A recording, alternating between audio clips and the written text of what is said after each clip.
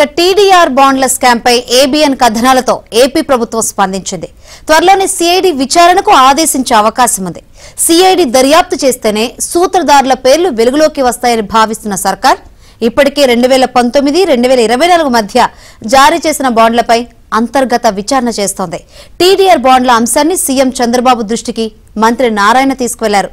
తనకు టీడీఆర్ బాండ్ల కుంభకోణంలో ఏం జరిగిందో సీఎంకు వివరించారు.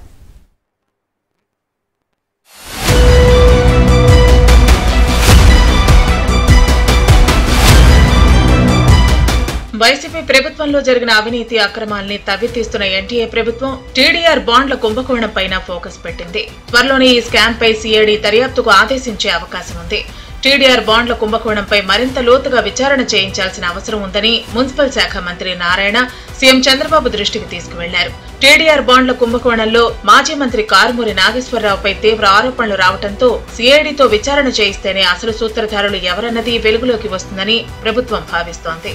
ముఖ్యంగా తణుకులో టీడీఆర్ బాండ్ల కుంభకోణం జరిగిన తీరును మంత్రి నారాయణ సీఎంకు వివరించారు.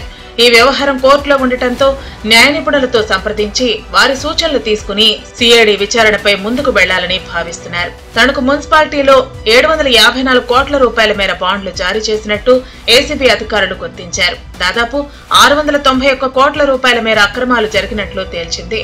బాండ్ల జారీకి అనుసరించిన విధానంపైన ప్రభుత్వ వర్గాలు ఆశ్చర్యం వ్యక్తం చేస్తున్నాయి. స్థల సేకరణ సమయంలో ఎకరాల్లో గుర్తించి బాండ్లను మాత్రం చదరపు గజాల్లో ఎందుకు లెక్కించారనే దానిపై విచారణ చేస్తున్నారు. ఎకరం 55 లక్షలకు సేకరించి బాండ్ల జారీ సమయంలో ఎకరం విలువ 10 కోట్లు చూపడం వెనక కారణం ఏంటనేది తేల్చే పనిలో ఉన్నారు. రాష్ట్ర వ్యాప్తంగా 2019-24 మధ్య జారీ చేసిన టీడీఆర్ బాండ్లపై పూర్తి స్థాయిలో ప్రభుత్వం అంతర్గత విచారణ కూడా కొనసాగిస్తోంది. ఇప్పటికే మున్సిపల్ కమిషనర్ సహా 3 అధికారుల్ని సస్పెండ్ చేసింది.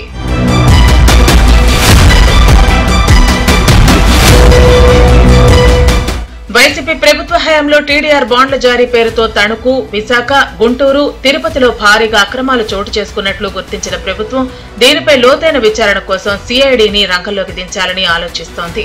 ఇలాంటి అక్రమాలకు చెక్ పెట్టేందుకు రెవెన్యూ, స్టాంప్స్ అండ్ రిజిస్ట్రేషన్లు, ఫైర్ సర్వీసెస్ విభాగాల్ని మున్సిపల్ శాఖతో అనుసంధానం చేయాలని భావిస్తున్నారు.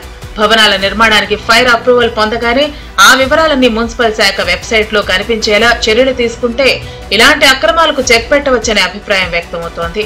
ఈ ప్రతిపాదనల్ని సైతం మంత్రి నారాయణ సీఎం ముందు ఉంచనున్నట్లు సమాచారం. ఇదిలా ఉంటే రాష్ట్ర వ్యాప్తంగా పలు పట్టణాల్లో 2019-24 మధ్య 3301 టీడీఆర్ బాండ్లను జారీ చేసినట్లు సమాచారం. 3301 టీడీఆర్ బాండ్లను జారీ చేసినట్లు సమాచారం. తణుకుల చదరపు గజం విలువ 4500 రూపాయలు ఉంటే స్థలం కోల్పోయిన ప్రాంతానికి బదులుగా కిలోమీటర్న్నర దూరంలో మరో ఇంటి నెంబర్ వేసి 22,000 ధరతో బాండ్లు జారీ చేశారు.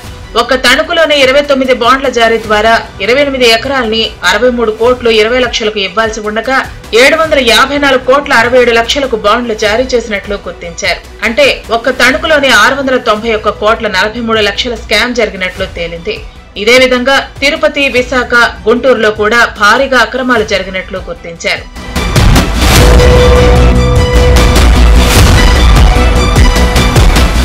టీడీఆర్ బాండ్ల అక్రమాలపై శాఖాపరమైన విచారణతో పాటు ఏసీబీతోనూ ఎంక్వైరీ చేయిస్తున్నారు. కానీ ఈ కుంభకోణంలో అసలు దోషుల్ని గుర్తించాలంటే సిఐడి విచారణే సరైందని మంత్రి నారాయణ సీఎం దృష్టికి తీసుకువెళ్లారు. న్యాయపరమైన చిక్కులు తొలగించి సిఐడికి దర్యాప్తు బాధ్యతలు అప్పగించే అవకాశం ఉంది.